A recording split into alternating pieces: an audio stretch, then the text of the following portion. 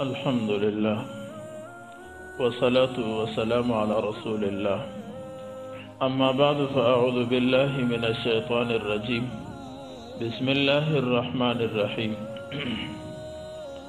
الذي جعل لكم الأرض فراشا، اور اللہ وہ ذات ہے جعل لكم الأرض جس نے بنایا تمہارے لیے زمین کو فراشاً بچھونا پھیلا ہوا، والسماء بناء اور آسمان کو چتری بنایا، بنیاد بنایا، وانزل من السماء ماء اور آسمان سے اتارا پانی کو بارش کی صورت میں، فاخرج به من الثمرات رزقا لكم پس اس سے پھر نکالا زمین سے من الثمرات پھل کو رزقا لكم تمہارے لیے روزی کے طور پر، فلا تجعلوا للہ پس تم نہ بنانا اللہ کے ساتھ اندادن کسی کو شریک، وانتم تعلمون اور تم جانتے ہو۔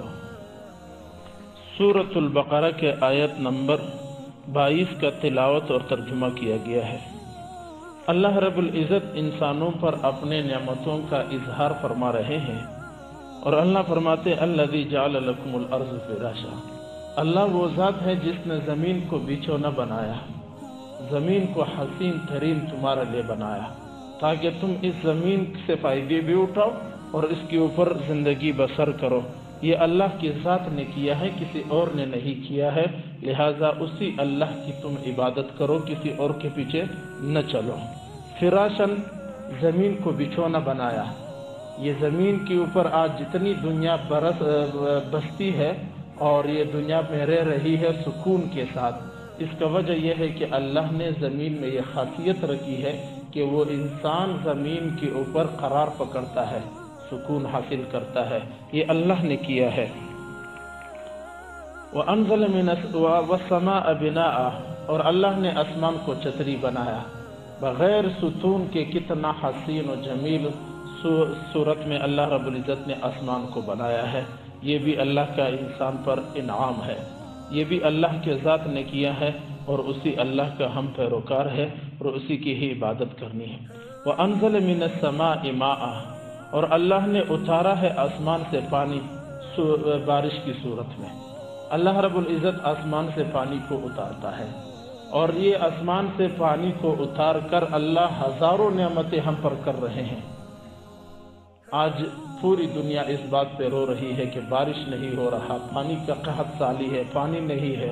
اس کا وجہ یہی ہے، ہمارے بزرگان دین فرماتے ہیں جب قوم زکوٰۃ نہیں دیتی، جب قوم صدقات نہیں دیتا تو پھر اللہ رب العزت آسمان سے بارش کو روکتا ہے۔ اس کا خاص کانٹیکٹ ہے زکوٰۃ کے ساتھ، رابطہ ہے خیرات و صدقات کے ساتھ۔ جب قوم ان چیزوں سے ہاتھ اٹھا لیتی ہے تو پھر اللہ رب العزت آسمان سے بارش کو روک لیتا ہے، اور جب آسمان سے بارش روکتا ہے تو پھر ظاہر سی بات ہے درختوں میں بھی، پھلوں میں بھی، اناج میں بھی، ان سارے چیزیں، کھیتیوں میں بھی، ان سب چیزوں میں پھر کمی آئے گی، اور پھر قوم کی معاشی زندگی تنگ ہو جاتی ہے، اور معاشی زندگی کا تنگ ہونا یہ بھی اللہ کے عذابوں میں سے ایک عذاب ہے۔ اللہ فرماتے ہیں کہ اللہ وہ ذات ہے جس نے آسمان سے پانی کو اتارا بارش کی صورت میں، فَأَخْرَجَ بِهِ مِنَ الثَّمَرَاتِ رِزْقًا لَكُمْ تاکہ پھر اس پانی کے ذریعے سے اللہ رب العزت پھل نکالے تمہارے رزق کے لیے۔ کس قدر پھل ہے اور کس قدر، یہ سارے اللہ کی قدرت کے مناظر ہیں، یہ سارے کے سارے اللہ رب العزت کے حکمت کے مناظر ہے، یہ خالق کائنات ہی کر سکتا ہے۔ اللہ رب العزت نے ہر قسم کے پھل پیدا کیے ہیں، ہر موسم کے الگ الگ ہے، ہر زمانے کے الگ الگ ہے، ہر علاقے کے الگ الگ ہیں، اور پھر ایک بہت لمبا داستان ہے، اگر اس کو کوئی غور و فکر کر لے پھر اناج کی صورت اور ہے، کھانے پینے کی صورتیں اس کے اور ہے۔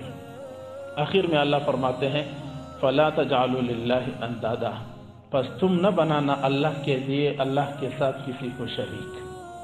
یعنی یہ ساری نعمتیں جس ذات نے کیا ہے وہ ایک اللہ ہے، تم بھی ایک اللہ کے پیچھے چلو، کسی اور کو شریک نہ کرو، کسی بھی صورت میں، کسی بھی حالت میں اللہ کے ساتھ کسی کو شریک مت کرو۔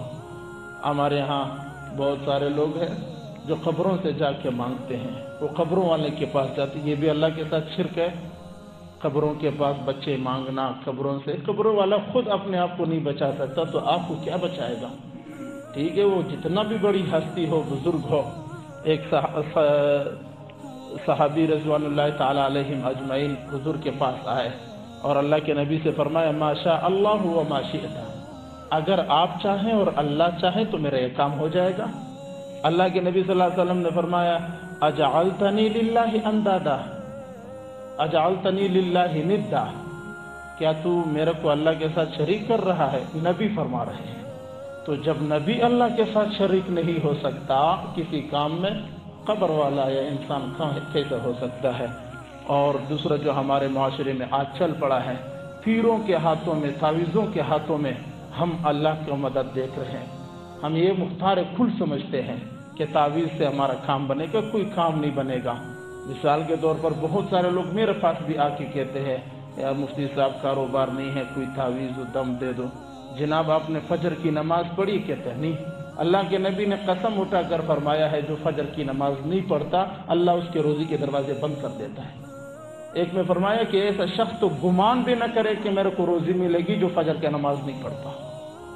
تو تعویذ سے کیا کام بنے گا؟ جس چیز سے کام بن رہا ہے نماز، اس کو تو آپ خود بند کر رہے ہو۔ رزق کے دروازے تو ہم خود بند کر رہے ہیں، اللہ تو بند نہیں کر رہے۔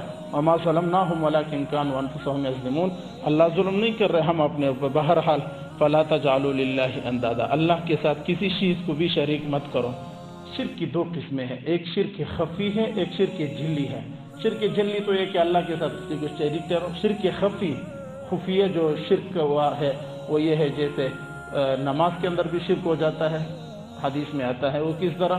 کوئی شخص یہاں نماز پہ کھڑا ہے اور غیروں کا سوچتا ہے کہ میں نماز پڑھ رہا ہوں، مجھے فلاں آدمی دیکھ رہا ہے، میں کتنا اچھا رکوع کر رہا ہوں، کتنا اچھا سجدہ اور کتنا اچھا کھڑا ہوں، اور یہ جب اس کے ذہن میں یہ شرک خفی ہے، دوسرے نمبر کا شرک ہے۔ اس سے بھی اللہ رب العزت نے منع فرمایا ہے وَأَنْتُمْ تَعْلَمُونَ، اور تم جانتے ہو کہ ساری چیزیں بنانے والا اللہ ہے۔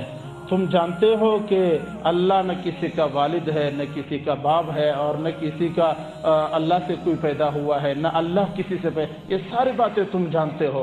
ہر چیز پر اللہ قدرت رکھتا ہے، یہ ساری باتیں تم جانتے ہو، تو پھر یاد رکھو ایک ہی اللہ کی عبادت کرو، کسی اور کی عبادت نہ